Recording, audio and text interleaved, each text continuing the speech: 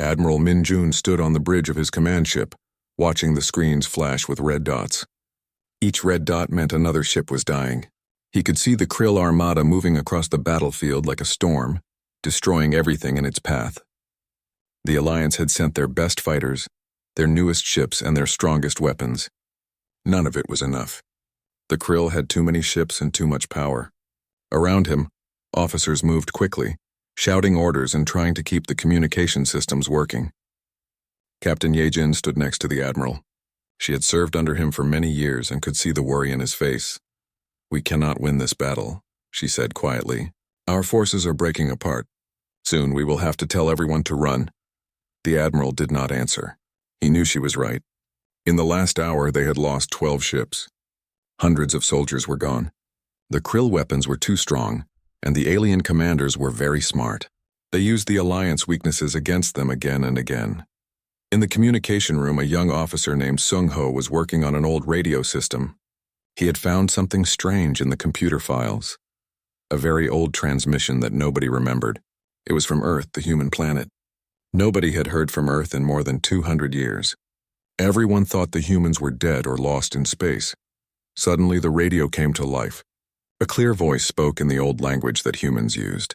It was saying something important. Something about a ship called the USS Prometheus. Sung-ho's hand started shaking. He called for Captain Ye-jin to come and listen. "Captain, come quickly. I have something you need to hear," he said through the communication system. Captain Ye-jin moved fast to the communication room. Sung-ho played the message again. The human voice was clear and strong. It said, "This is the USS Prometheus. We are human military. We are coming to help. We are in the battle zone now." Ye-jin could not believe what she was hearing. She ran back to Admiral Min Jun and told him the news. The whole bridge became quiet. Everyone was looking at the Admiral, waiting for him to say something. "Humans?" the Admiral said. "Are you sure about this, Captain Ye-jin?" "The message is real, sir. It is in the human language. I checked it twice. They say they have a battleship and they are coming to fight with us." The Admiral looked at the battle map. The Krill ships were still moving forward, still destroying everything. The Alliance did not have much time left. Maybe a few hours before all their ships would be destroyed or forced to run away. "Put me in contact with this human ship," the Admiral said, "and send them our battle map. Let them see what we are fighting." Sung-ho worked on the old radio again. After a few minutes, he found the right frequency. A new voice came through, a female human voice speaking the Alliance language with an accent. "This is Captain Mi-sun of the USS Prometheus. I can see your battle map. The Krill have you in a trap. We are moving to position 3. We will be in the fight zone in 30 minutes. The Admiral felt something change in his chest. It was a very small feeling, but it was there. A little bit of hope. Maybe this human ship could do something. Maybe humanity still existed and was strong. "Thank you, Captain Mi-sun," the Admiral said. "We have lost many ships today. Please help us if you can." "We will do more than help," the female voice answered. "We will show you how humans fight. Prepare your ships for a new kind of battle." Prometheus out. The communication went quiet. Nobody on the bridge knew what to expect from a human battleship. Nobody alive had ever seen one fight, but they had no other choice. The Krill were winning, and they were running out of time.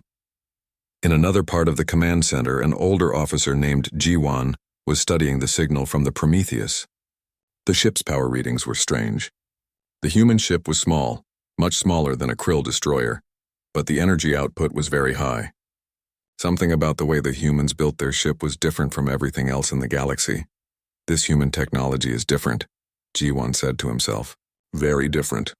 I wonder if they can really help us."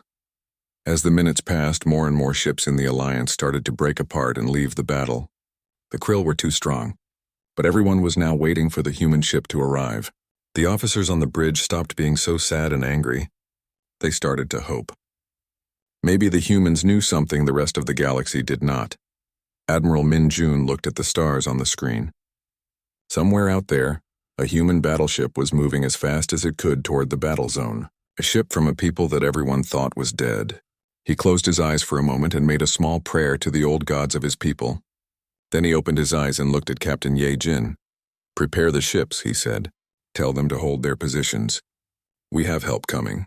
"We are not finished yet." Ye-jin saluted and started giving orders. The news spread through the Alliance ships like fire. The humans were coming. The planet Earth was sending a ship.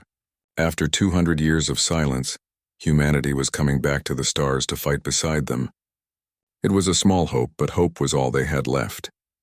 The USS Prometheus came out of faster-than-light space like a needle cutting through cloth. To the humans on the ship, it felt like they were moving very slowly. Captain Mi-sun sat in the captain's seat, watching screens that showed the battle ahead. She was a strong woman with short black hair and eyes that saw everything. She had trained her whole life for this moment. "What is our status?" she asked the officer next to her. "All systems are good, Captain," said pilot Kyung-soo. He was the best pilot in the human fleet, with hands that moved like lightning on the controls. "We are entering the battle zone in 2 minutes." In the engine room, Chief Engineer Teo was watching his machines work. He was a tall man with gray in his hair. He had built parts of the Prometheus himself. He understood this ship better than anyone else. Teo looked at a screen that showed the battle ahead.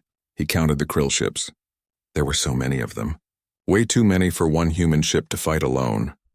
"They are sending me a message," he said to the captain through the communication system. "The admiral says there are 3 krill destroyers coming toward our position." "Good," Captain Mi-sun said. "That is where we want them." "Science Officer Jinna, what can you tell me about these ships?"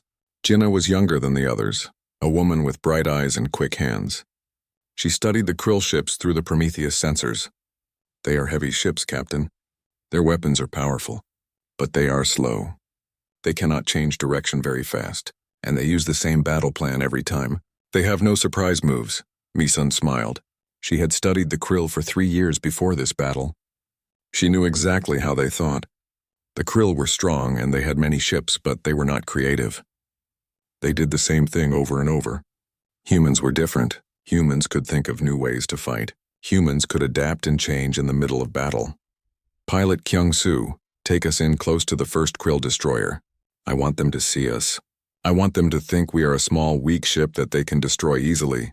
"Yes, Captain," Kyung-soo said. His hands moved across the controls, and the Prometheus changed direction faster than any other ship in the galaxy could. The krill were not expecting this kind of movement. On their ships, the commanders were confused by what they saw. Admiral Min-jun watched from his ship as the Prometheus flew into the middle of the krill formation. It was the most crazy thing he had ever seen. A single human ship moving toward 3 enemy destroyers. The admiral thought the humans were going to die in seconds. But something very different happened. The Prometheus moved left and right, up and down, in movements that seemed impossible. The krill weapons tried to hit it, but the ship was always somewhere else when the weapons arrived.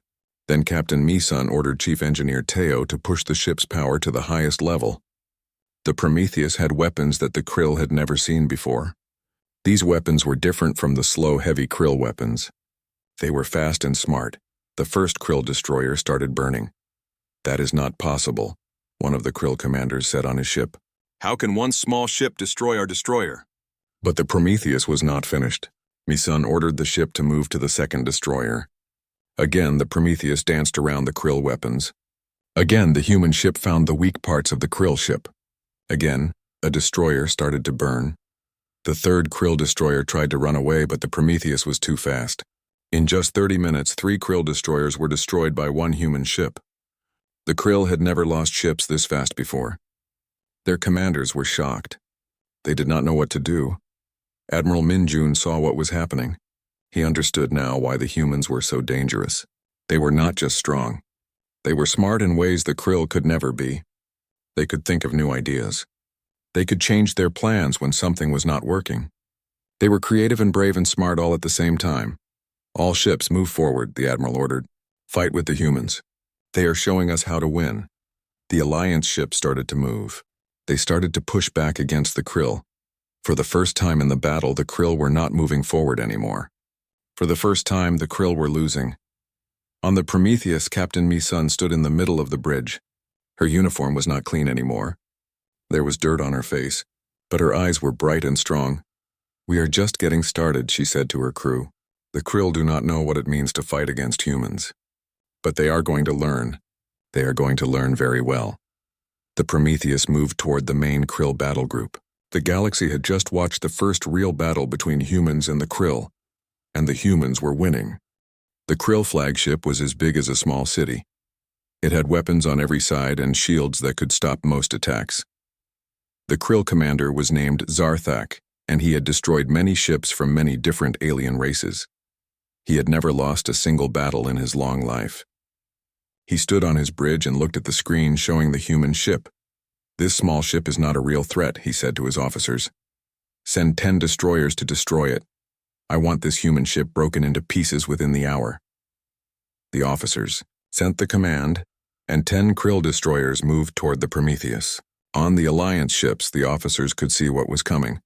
They were shocked. How could one human ship fight against 10 destroyers? It was impossible. But Captain Mi-sun did not think it was impossible. "Pilot Kyung-soo, take us to the middle of those 10 ships," she said. "Captain, that is where they will have the most weapons pointed at us," Kyung-soo said. He was a good pilot, but even he thought this was crazy. "I know," Mi-sun said. "That is why we are going there. Trust me, Kyung-soo. Trust what you can do with this ship." Kyung-soo moved his hands across the controls.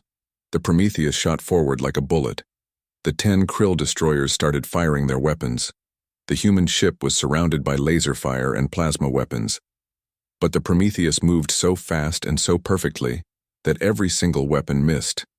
In the engine room, Chief Engineer Teo was pushing the Prometheus harder than he had ever pushed it before. The ship was starting to burn from the inside. The metal was getting hot. Some of the systems were starting to fail. But Teo did not stop. "Come on, beautiful," he said to the ship. "Show them what you can do." The Prometheus went faster and faster. The Krill weapons could not hit it. Then, Captain Mi-sun gave an order that was so smart that the Alliance commanders did not understand it at first. "Pilot Kyung-soo, fly through the middle of the 10 ships. Fly between them. Do not let them fire at us from all sides at the same time." Kyung-soo understood what the captain was thinking. If the Prometheus flew between the Krill ships, then the Krill destroyers could not fire at the human ship without hitting each other. The Krill ships were flying too close together now. They did not have room to shoot. The Prometheus flew between the ships like a fish swimming between rocks. The Krill weapons fire stopped. The Krill commanders were confused. They were trained to fight in big open spaces where they could use all their weapons. They did not know what to do when they were trapped next to each other. Captain Mi-sun gave the command to fire. The Prometheus weapons came to life. One by one, the Krill destroyers started to burn. 5 destroyers died in just 10 minutes. The remaining 5 destroyers broke apart and flew away in different directions. The Prometheus did not chase them. Mi-sun had a bigger target in mind. "Set course for the Krill flagship," she said. The Prometheus moved toward the biggest Krill ship. Zarthak could not believe what he was seeing. His 10 best destroyers had been destroyed by one human ship. He was angry and scared at the same time. He had never been scared before. "Bring all weapons to bear on that human ship," he ordered. "I want it destroyed now." The flagship started to fire. The weapons came at the Prometheus like rain.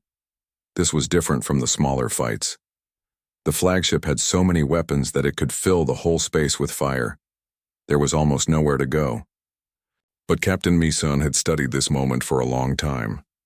She knew that the Krill flagship had one weakness. It had one part of its shield that was weaker than the others. It was where the shield generators were closest to the surface.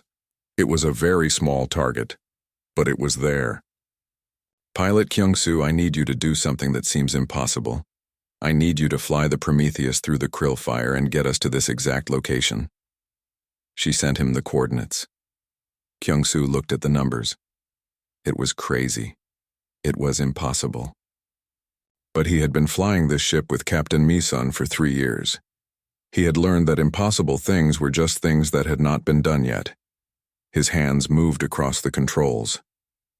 The Prometheus danced through the Krill fire like a dancer on a stage. Left, right, up, down. Every movement was perfect. Every movement took them closer to the weak spot in the flagship's shield. Then, when they were close enough, Captain Mi-sun gave the order to fire. The Prometheus weapons hit the exact spot where the shield generators were. The flagship's shield broke open. The human ship kept firing. The Krill flagship, the most powerful ship in the Krill Navy, started to burn. Zarthak did not believe it. His flagship was being destroyed by one small human ship. He could not accept it. He tried to give more orders, but his ship was falling apart around him. Admiral Minjun watched from his command ship and saw the Krill flagship burning. He saw the human ship move away from it, undamaged, but marked with burns from battle. He saw something that changed his understanding of everything. The human race was not just alive. The human race was the most dangerous military force he had ever seen. The Krill were losing, but they did not know how to stop fighting. In his flagship, Zarthak was burning with anger and shame. He had been beaten by a smaller, younger race. He had been beaten by humans. This could not be allowed to happen. Even though his fleet was breaking apart, even though his commanders were dying, Zarthak made a terrible choice. He ordered all his remaining ships to move toward the Alliance fleet. He did not care about strategy anymore. He did not care about keeping his own ships safe. He ordered every single ship to fly toward the humans and the Alliance and explode. It was an attack that could not be stopped. It was an attack that was going to kill millions. On the Prometheus, Captain Misun saw the Krill ships moving toward the Alliance fleet. She understood what Zarthak was planning. She understood that the Krill commander wanted to die and take everyone with him. "How many Krill ships are coming toward the Alliance?" she asked. 40 ships, Captain, Jinnah said. "They are all moving at maximum speed. They are on a collision course with the Alliance fleet. They want to kill everything," Kyung-soo said. "Yes," Mi-sun said, "but not if we stop them first." "We cannot stop 40 ships, Captain," Chief Engineer Teo said through the communication system. "The Prometheus is already damaged from the last battle. Our shields are at 50%. Our weapons are hot and need to cool down. We cannot fight 40 ships." "We do not have to fight them," Mi-sun said. "We just have to be between them and the Alliance. We just have to be in the way." Everyone on the bridge understood what she was saying. She was going to use the Prometheus as a shield. She was going to put her ship and her crew between the Krill and the other Alliance ships. It was a choice that could kill them all. "Captain, we can find another way," Yejin said through the communication. "Please, there must be another choice." "There is not," Mi-sun said. "I was sent here to save the Alliance. That is what I am going to do. Pilot Kyung-soo, take us to the middle of those 40 Krill ships." "Yes, Captain," Kyung-soo said. His voice was shaking, but he did what the captain ordered. The Prometheus moved between the Krill suicide ships and the Alliance fleet. It was the bravest and most stupid thing anyone had ever done. The Krill ships started to fire. The weapons came at the Prometheus from every direction. Chief Engineer Teo pushed the shield generators harder and harder. The shields began to glow red and then white from the heat. Systems started to fail. The Prometheus was breaking apart from the inside. "How much longer can we keep the shields up?" Mi-sun asked. "Maybe 3 more minutes, Captain," Teo said. "After that, the whole ship is going to blow apart." "Then we have 3 minutes to save the Alliance," Mi-sun said. Captain Mi-sun used the Prometheus weapons to shoot down the Krill ships that were trying to get past her. One by one, the Krill ships exploded. Her crew worked like machines. They did not think about dying. They only thought about saving the people behind them. Science Officer Jinnah was firing the weapons. Her hands moved so fast they seemed to blur. Pilot Kyung-soo was flying in a way that was part dance and part flying. Every movement blocked another Krill attack from hitting the Alliance ships. 2 minutes passed. The Prometheus shields were failing. The ship was on fire. The metal on the walls was starting to bend from the heat. "1 more minute," Teo said. His face was wet with sweat. He was holding the shield generators together with nothing but his will and his love for this ship.